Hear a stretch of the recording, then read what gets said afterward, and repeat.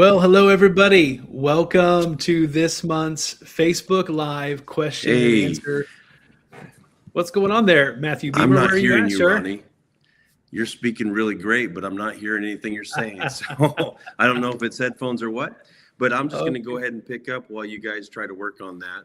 And so it's live Q&A with one person muted, Ronnie Elliott and Matt Beamer live. You can hear me, right, Ronnie? Yes. Okay, you can hear me. Great. So we've got an incredible. What is live Q&A and why do we do it? It's your opportunity to kind of get a download of what you've been a part of over the last 4 or 5 weeks. The incredible impact, momentum that's been taking place, and I get the privilege to do this when I'm in a place where there is where I'm not in a security sensitive place, and that's where I'm at right now. I'm in the HQ. We flew. I was in. From a security sensitive country to Vienna, to Munich, to Houston, to Tulsa. And finally, we're able to be back here for a little bit. We've got all kinds of fun things planned. But you know what? Live Q&A, it's your opportunity to ask questions. Ask questions both today, right now, and we'll do our best. Our team will do their best to get those questions in front of us so we can answer them live. But also, throughout the month, send in your questions and we'll do our best. We've got some great questions. In fact, one question that came in was, what is the most unusual mode of transportation you've used while traveling? Another one is specifically to Ronnie, what's your favorite trail snack? And then there was one on what's happening in the Middle East right now, and how is that impacting people we're meeting with on the ground. We can share some answers to that. And then finally, what do I wish? I thought it was a really insightful question. What question do you wish people would ask more often about mission? So we're going to endeavor to answer some of those by the time we finish, but also we have a monthly update. And Ronnie, is your volume working? No. Let's try it now. Nope, Can you hear not me yet. okay? So I will go ahead and start with the monthly update. We'll just keep going. Ronnie's on the road and he's been traveling. He's been in meetings with ministers in the Ozark areas, meeting with individuals as well as groups of ministers. And then is in Kansas City this month, where Christy says that they could hear you. I wonder why I can't hear you. I might be coming through on the show. Matt, nothing? That could be me. That could be my setup. Because I've just literally got to town. So maybe it's got something to do with that, which makes it a little hard for us to do an interaction side of things, but we'll just keep going. So from the team behind the scenes, it says, yeah, Ronnie, I can hear Matt, your volume may be down. We can hear Ronnie. Okay, Christy, you can hear it on Facebook Live. Okay, so they can hear you. Ronnie, go ahead and pick up and then just point to me, and if you have any questions, then we'll go from there. Okay. Well, I tell you, this is a part of missions, is being flexible. And every missionary that we send to the field, we say, I will be flexible. I will not be shocked. I'll walk in love. And so we're happy to be flexible on this call. So thanks for your patience on Facebook Live out there and Facebook world. Hey, let me say a few quick things. Club 1040. Who are we? Club is a group of like-minded people who come together around a common purpose or mission. Our common purpose or mission is the 1040 window.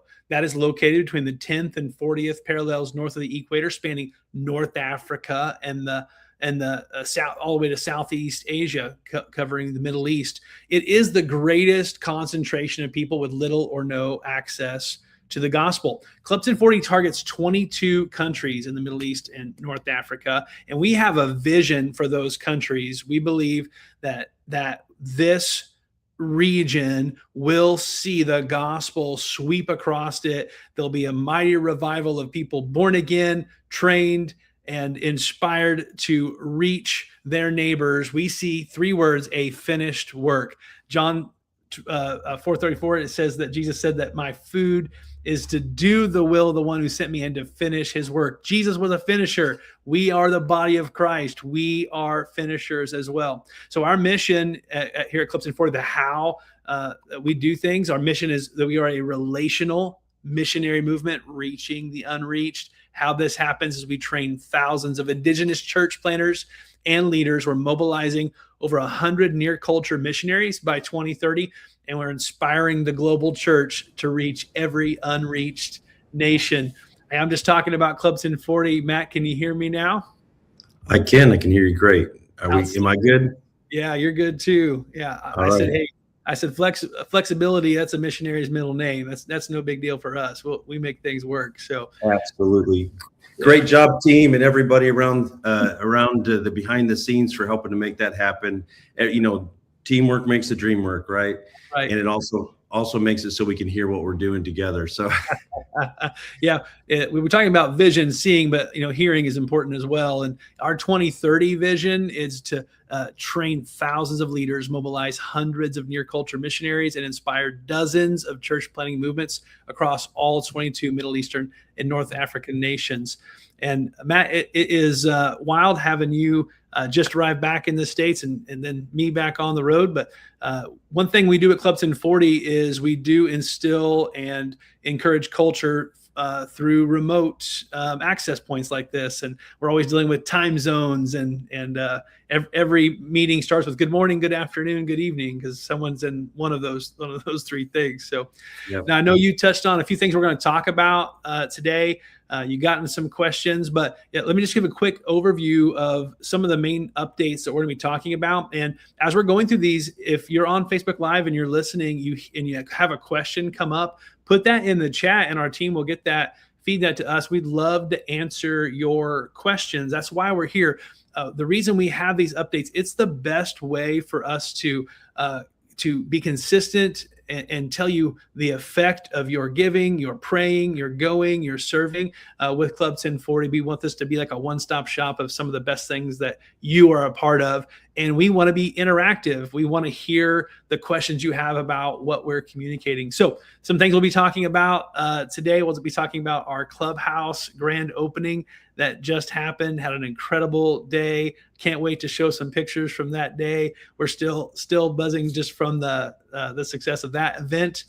And then almost simultaneously in Beirut, Lebanon, the charter graduation of the class of the Bible College that happened in May.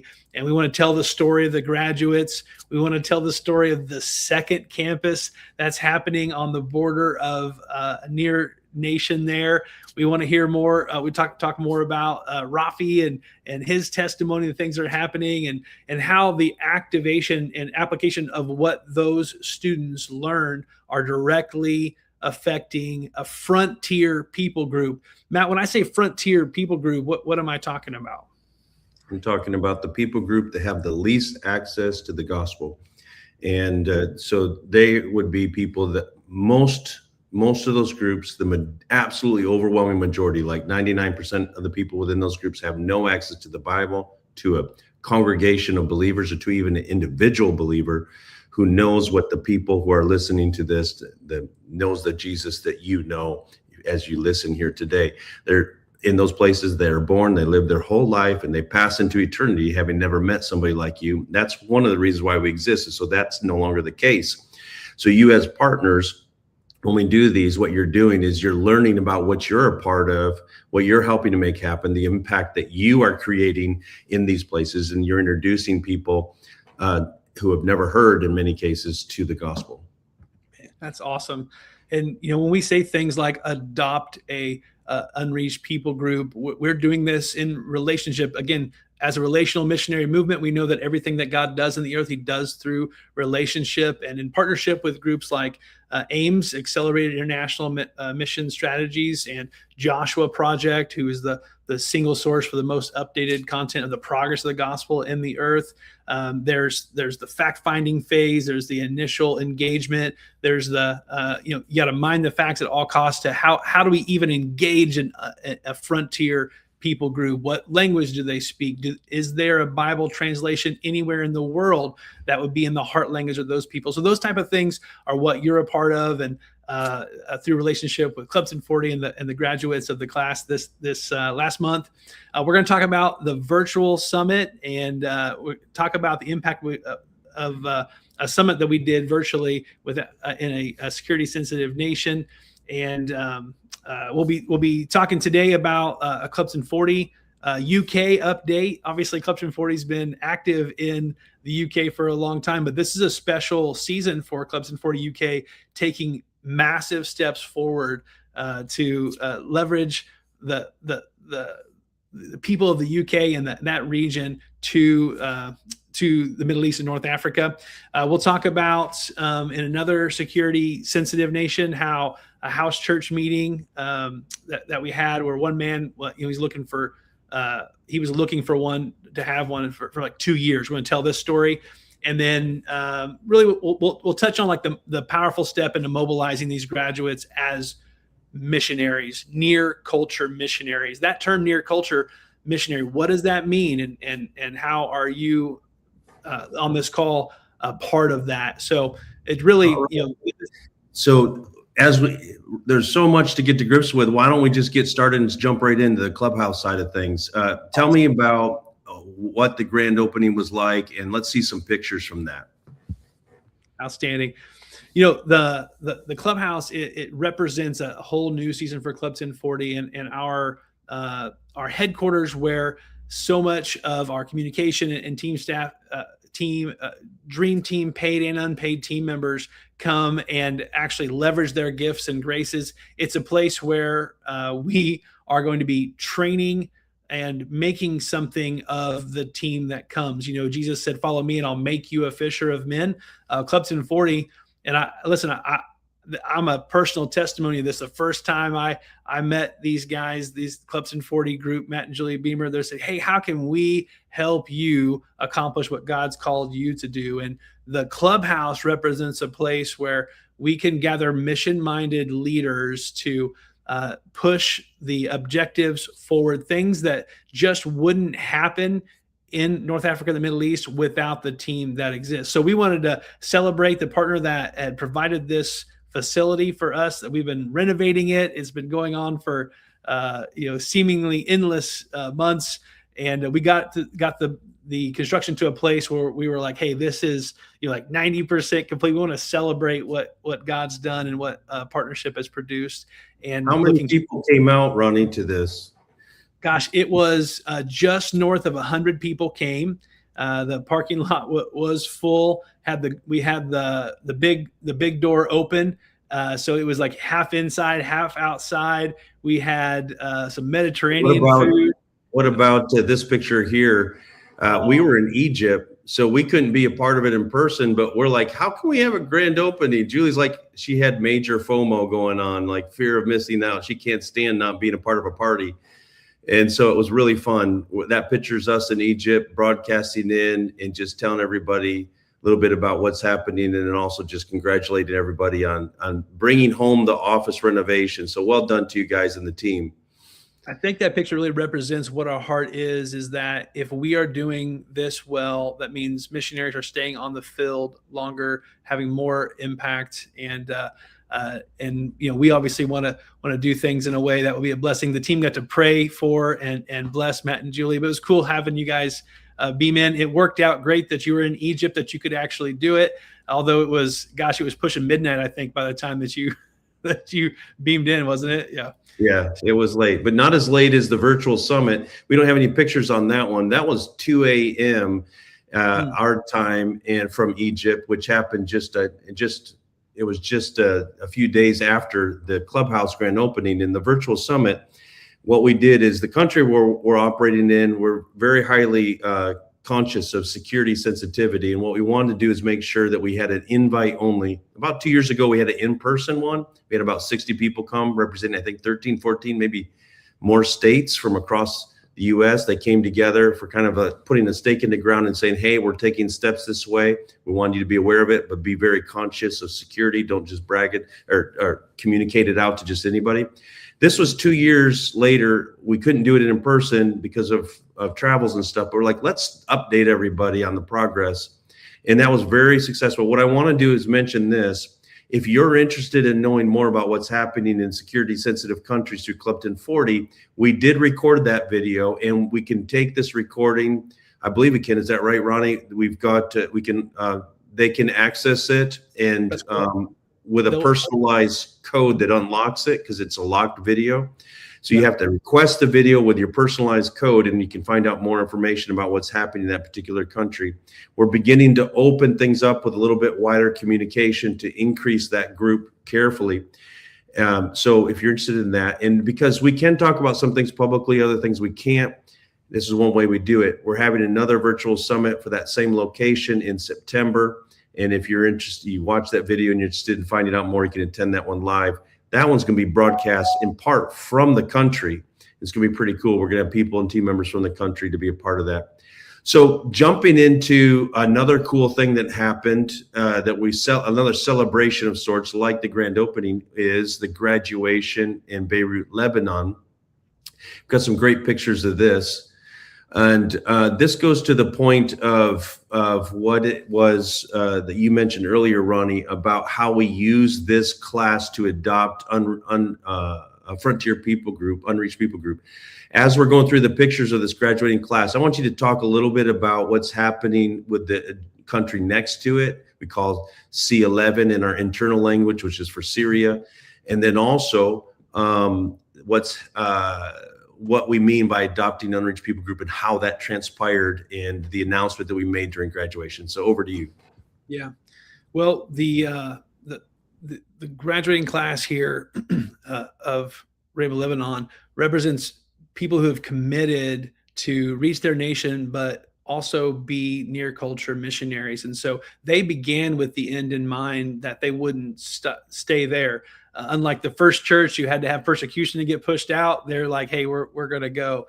And we have what we're considering our first official, and he calls himself the first official missionary from this group, where our dear friend Rafi was ordained as a minister, graduate of the Bible College, and it has given him access to cross the border into Syria safely, where before you would have to have a destination or a family member or a reason to go. Took some exploratory trips this year. The goal being our second campus that's launching in October, which is 30 minutes from the border. It's 45 minutes from Damascus. Is that once this campus opens, at least 10% of those students would be actually from Syria. And so you can see the advancement from the if you're looking at a map of Lebanon, you've got the campus and the college there at the shore, crossing over the mountains, where you had students crossing the mountain to come to the campus. Now we have a new campus there, and the goal is to continue to expand eastward into Syria. Now, the adoption of the people group from the student group, I loved how, Matt, when you were there, you were teaching Great Commission, and it wasn't just principles, it was application. And you challenged these students to present presentations of what are unreached people groups that you would propose that we engage. Why, where are they at? What would be the results of that? And so, you and I, everywhere we go, we're going to be from the culture we are. We're going to look the way we are. But there are keys in near cultures that align and make the ability to communicate the gospel in a way that would be received culturally, that are in the people that have graduated in this class. And so mobilizing them to a near culture, unreached people group, that is the strategy. And there was a presentation. Let me pick up on that one then, Ronnie. So to Ronnie's point, what he's speaking about is the very last module of the class of the course in their studies. Instead of just learning more information, we're like, how can we engage these guys in actual mobilization? And so we divided the group and divided the students into groups. We do this in other courses too, but we divided the students into groups of about eight in each group. And each group had to present to us. That was their assignment. And they did some of this on the fly in class. They had to, first of all, research and adopt the frontier people group that they felt most compelled towards as a group. Secondly, they had to research the barriers to that group and how to overcome those barriers, and then make a presentation. The very last thing they did in their studies is make a presentation that was basically a pitch to see how they could be the Frontier People Group that their graduating class would adopt as a Frontier People Group. The cool thing about that was I said, I'm doing the graduation in a couple of weeks. I'll be with you, and I will announce the winning pitch in the graduation. And the pitches were amazing. All of them were incredible. And I love the fact that we had the winning pitch actually came from two people who came from Shia Muslim backgrounds. They made the pitch on behalf of their group. And that particular group one, it's a group that's in Iran.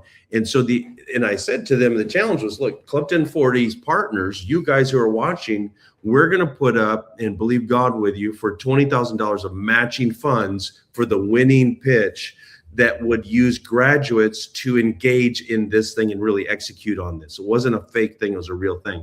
And all of them were fantastic. And there's pieces of each one of them that I really want to lean into and work on. But then Clifton 40 is the adopting agency. So Ronnie's been, and the team's been working with Joshua Project, like you said, and also AIMS, two partner groups that really help facilitate adoption of unreached people groups.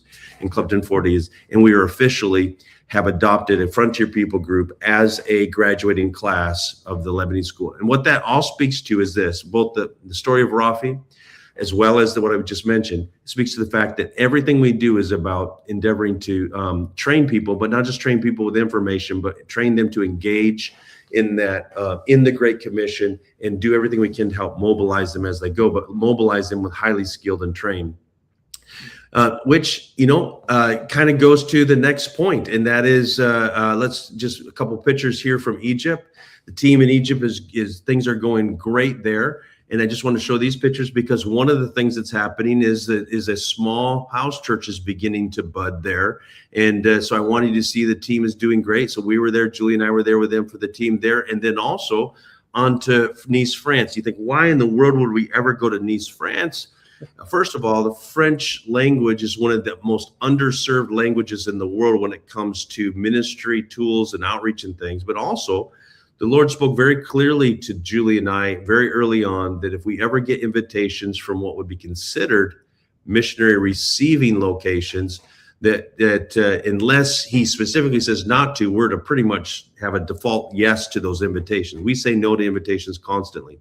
But this is one thing people can, I probably shouldn't say that out loud in public. This is one thing people can do is they can ask us to come, and they want to use their Pentecostal weekend, which is called their fire conference there in Nice, France, to help mobilize people. And the reason I wanted you to see this, I want to see these beautiful pictures of the kids that Julie did this. She did what she normally does in the U.S. Or wherever she is able to do it, where we were able to really inspire the children and the adults there that we can fulfill the Great Commission in this generation. And but there's, North Africa has a lot of French-speaking unreached people in North Africa. And there's a number of people within this congregation that have a strong missions heart. The pastors have strong mission hearts. And we're talking now about how can we use the synergy of what we had in this weekend? How can we build on that for a stronger partnership of working across the French-speaking unreached locations around the world? And so kind of as we finish up, before we get into our Q&A and some prayer points, one last thing I want to say, we've got one picture here that kind of speaks to this, and that is everywhere we go, we have to look at the legal entities that we have to set up, and we have a really cool milestone to mention to you, something you guys have prayed into. It's an answer to prayer. I can't tell you the exact location, but in one of the locations we're at, we have received government legal permission in a security sensitive country to operate basically a nonprofit kind of organization has been approved there in the name we want it to be approved in, which is a miracle. So that's, praise God, praise report that way. We can't say too much about that right now. And maybe in another year or so, we'll speak a little bit more publicly about what's happening in that location. But love it, love it, love it. Also, don't forget questions. And speaking of questions, you can ask your questions now, but we had some great ones come in. And so I'm just asking you, Ronnie, real quick, what's your favorite trail snack? My favorite trail snack is one that I didn't have to carry up the mountain to enjoy, but I do like a nice sweet Twizzler after a hard day of hiking. So really? That's my go-to. Chocolate melts in the bag. So man. No way. I'm all about jerky, protein type stuff. To me, that's my favorite. Nice. All right. Here's a question that came in. Matt, what is the most unusual mode of transportation you've used while traveling? Pardon me. I'm sorry. So I got a couple of funny stories here. One is, I mean, first of all, you've had loads of them, but there's one time when I was very early on, and I was in Burma, Myanmar, and going from Rangoon, the capital, up into the northern parts. We drove. First of all, we took the train. The train was painful because in that country, the train tracks, I think, to save or make the tracks go further, the iron part of the tracks to go further, they would put gaps in between the rails. So like where one rail butted up against another, there would be. So I mean, it was like that sort of train track sound like that. It was like more like. And the seats on the trains, from use of, I don't know, I think these are old British train cars that were there left over from when the British were colonially had set up the train system or something, but they were like as slippery as it possibly could be. And so with each jerk in between like that, every third one, I'd have to push myself back up into the seat because I would just slide down the seat every third one. And 14 hours of that from it was the most painful train ride. And it was hot, it was sweaty. And if you open up the windows, dust would come in. But on the train journey, it was kind of funny. One time they pulled in next to this, kind of slowed down enough where somebody could, there were people hawking food and things from the side, and people would come to the window and say, hey, I want that, and give them money and take it. And there was this little stick that had baby birds or chickens or something on it that had been roasted, like 3 little baby, like shish kebab, full birds with the eyes and the beak and everything except for the feathers, roasted. And the person that sat in front of me, saw this person selling these, got obviously very enthused and thought, man, this looks good, and called the little girl over and says, and I took a picture of it back then, way before digital camera days. But so I have that picture somewhere.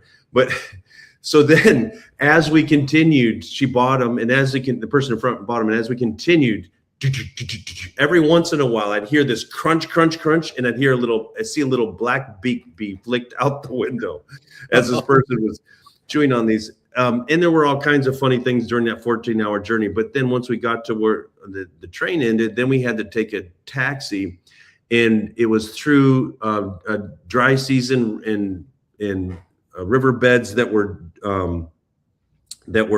now sandy and dried. And so it took us like 36 hours to go almost, I don't remember exactly, maybe 100 kilometers. It was almost no, but I felt like we were pushing the taxi through the sand more than we were riding in it. Mm-hmm. And then when we finally did get to the place where we could no longer take the taxi, there was a river we had to cross.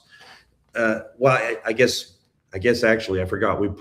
The taxi was placed on a ferry across this river. And this is up in the middle. It looks like, in your mind, if you're listening to this or watching this, it's like, think of some Vietnam movie, from the 80s or 90s or whatever. That's the jungle feel and the way it was up there.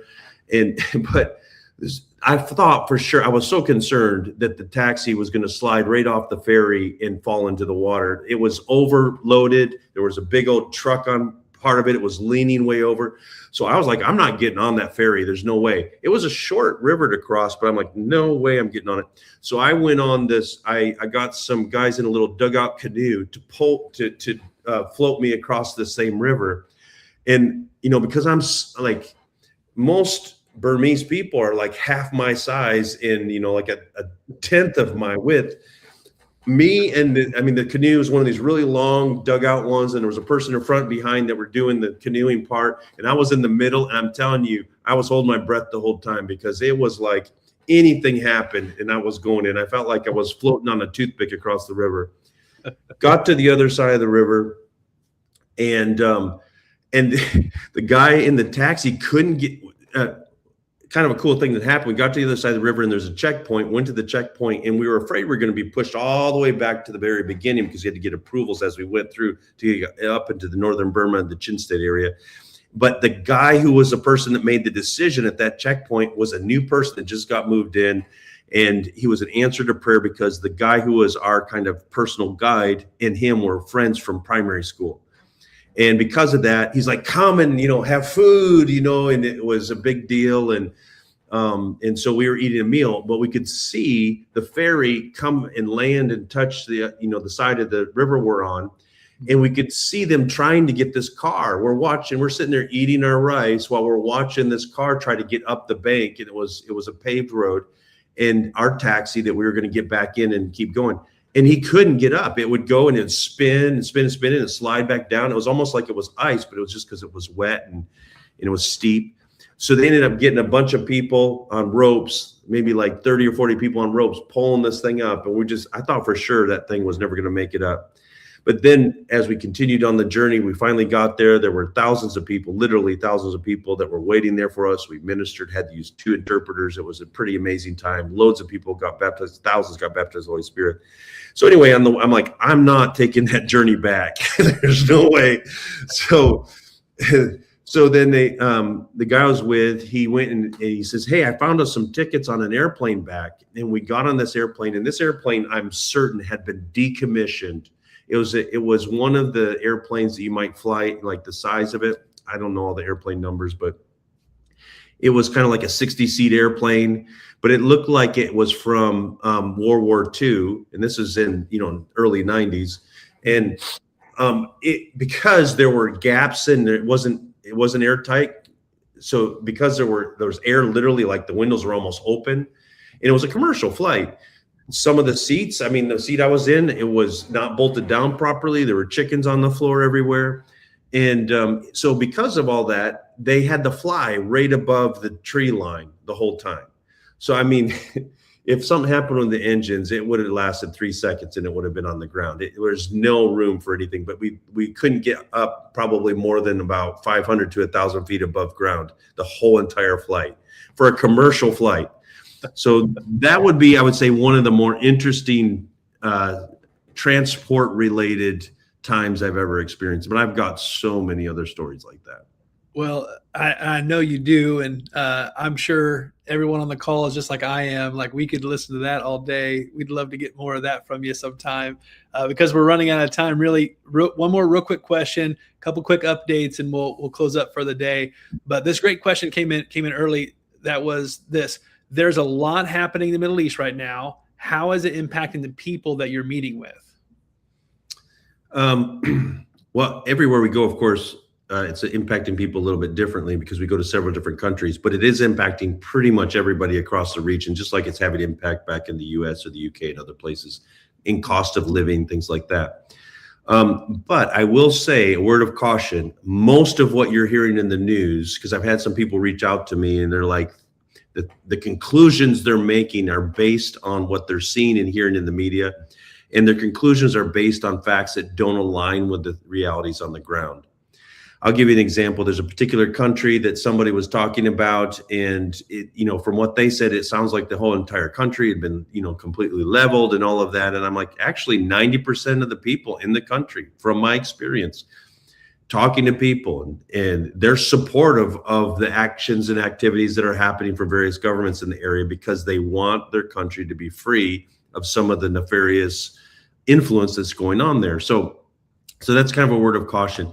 But here's kind of just to make it kind of a really tight story. I was just in a place, and we were there with one of our team members and his 18-year-old son who was translating for him. And they just casually said in conversation as we were eating unfortunately, one of the friends of my son who was in the military for, the last several months just died in the conflict that was taking place. And he was only 1 week away from being released. That was kind of the really sad thing. And he was in that country. There's almost no Christians that are serving in the military, no evangelical Christians. And he was, I think, the second evangelical Christian in the conflict to have lost his life. So I'm just saying that to say that, first of all, what an incredible testimony it is that God's saving power for there are others serving, evangelical Christians serving, but so few have lost their lives. And also what an unfortunate situation to have to be there where you're in a place where you're just living your life, and people who you grew up with in school or whatever, and very closely, potentially could lose their lives at any time. And that's a regular thing for people. But contrary to that there is like little mini revivals taking place all across those same exact locations. Hearts are open like they've never been before. People are coming to faith like never before. Ministry is happening like never before. There's things happening at a government level in these locations that have never happened before. We're hearing some of it in the news, and there's a lot of it you don't hear about in the news. So good things are happening. Outstanding. Well, we could keep talking about that, but that's tremendous.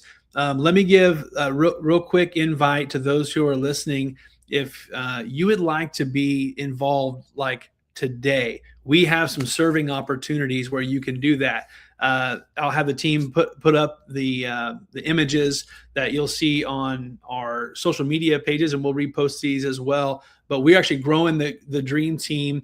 Part of the reason why we needed the clubhouse to grow in capacity, because we need to grow the team to accomplish what God's called us to do. So we have we've identified some specific roles that might fit a gift and grace of someone who is watching this Facebook Live. Hey, you've been inspired by what's happening. You've been inspired by the history, and we're not necessarily asking you to get on a little canoe and cross a river, but you can make it to where others can. So I'll have the team just throw up those graphics real quick, if you would, team, for the serving opportunities, the images there. And these are things that you can apply for. They are unpaid positions, but these are leadership positions that we're growing. As they get that up there, I'll mention also, again, I am in Kansas City right now. We have a team here in Kansas City this weekend at the Go Conference at Life Mission Church in Olathe, Kansas. Yeah, there's the opportunities there. And so we're about a team up here we're doing breakout sessions on mobilization. We're partnering with this awesome church who had historically said, hey, we want to make a huge impact in missions. We're going to give a significant amount of our income away, and bringing in missionaries and opening it to the community to inspire about how they can be a part. And just like you're seeing these service opportunities as examples, you can actually join us here. We had a few tickets left. We actually had more team members join us this weekend. But if you come up and let us know that you're coming, we'll put you through the application process, and we'll see if we can't get you on the team for the weekend. Try out and see if you can. Ronnie, you're going to be doing a session during that time too, aren't you? What are you going to be doing? Yeah, teaching 2 sessions on mobilization and what that actually means. Myself being based in the United States, how can I leverage my gifts and graces towards the Great Commission? And there's so many more ways to mobilize than you might even realize. So I'm really excited to help people understand their part in the Great Commission. Everybody must go or send someone in their place, and we're going to help you understand how. So again, that is this Friday and Saturday in Olathe at Life Mission. If you're in the Kansas City area, shoot us a message and come connect with us. Our sessions will be on Saturday. I want to say very quickly as we're closing, our prayer focuses our 2026 strategy for maximum influence, for maximum impact. Our prayer focus, we get to share, as Matt mentioned, we've been praying and asking you to agree with us in prayer for legal standing in these nations that we're going to. And we were approved for legal standing in one of those security sensitive nations. So it is a prayer focus as we continue into other nations, but it is also a praise report. And I'm so excited to flip that. There's at least 3 other countries that organizations are being set up in that we need you to continue to stand with us on that. Yeah. And pray for that. Pray for safety for our team is always paramount. No one's going home early. We got stuff to do. So safety and language acquisition for the teams. Maybe real quick, Matt, you want to talk about language acquisition, how that's going? Yeah, let me go through a few of these. So several numbers of the teams are learning Arabic and then other languages I don't want to mention in this context, public context right now. But and it's going well. But that's a big step. There's formal language training that's taking place. And Club 1040 Partners, you actually help to subsidize that for a number of them. It can be one of the more expensive things that a person does who's being trained for cross-cultural missionary work. And so you as partners that really help to support that.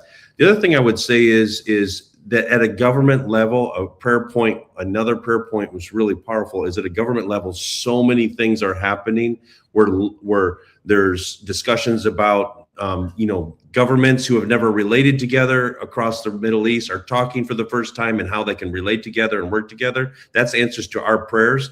But also, I know of one country where there's now a new memorandum of understanding. What people don't realize is that evangelical Christians, even in countries that you would think have more or less freedom in some of these places, even in Europe and places, and I'm not talking about a European country with this, but evangelical Christians don't always have just equality with other religious groups or other things. And yet in this one particular country where others have those rights, evangelical Christians, for the very first time, the government is actually before the leaders, the top leaders, decision makers, there's memorandums of understanding being put into place that will enable evangelicals for the first time to have equal standing with other religions in the country. So that means, like, for example, they can more easily talk publicly about what's happening without fear of reprisal because they're protected, or they can rent venues for the purpose of doing meetings for the particular, for their faith, where maybe they'd have to rent it underneath the guise of a business or something else. So that's the kind of things that are dealt with on a regular basis along those lines. Then in each of these places where there's new legal organizations and some of these laws are being implemented that are favorable towards the gospel, the other thing is our teams are the fledgling teams. They're new, they're young teams. And one of the most important things to pray into is that every person, we get the right people on the teams, both local people and cross-cultural workers and near-cultural workers, but also that everybody who are a part of the team grab a hold of our leadership culture, our ways of working, our language, all those things as quickly as possible. They embody it, they model it so they can replicate it. Ronnie briefly mentioned at the top of this time together that our process for entering a new country has 4 major milestones. One is we get in and we fact find and we pray and we get the strategy. Then the next one is really building teams, and in those teams, setting in culture and systems and those kind of things. Then third is we begin to step back and the funding begins to pull back. Localized funding is developed, but then also those local teams, they are in a place where they are much more empowered to do the decision making, and they have to have the culture. We continue to coach, teach, train, and mentor, but they have to have the culture and replicate that culture. And then fourth and final is they replicate where in the way we started, they do that with other places, just like what we saw at the top of this time together with Lebanon, and how you as Club 1040 Partners, you help to establish the team, help to set the funding in place. Now the funding is getting closer to 50% local versus Club 1040. And then there's the teams that are now expanding. And like, for example, this morning we were on a Zoom call before this, early in the morning, and one of the groups in the call was about 4 or 5, 6 people in a van driving across the mountains of Lebanon because they were on their way to talk with the team in the border about the campus that will be opening up in October that will bring people from Syria. They're talking, but there wasn't a single cross-cultural missionary in that van. It was all the team that was doing that. That's a part of that expansion process. That story of Rafi going into the series is a part of that expansion process. The different ones that we mentioned already. So from prayer points, be thinking about those key things. There's the legal side, then there's also our internal cultures as well. And as you pray into those things, we are seeing incredible team members they come to faith, they get established in their faith, and very quickly they rise to a place of leadership responsibility where they are leading whole things. So great things are happening. Beautiful.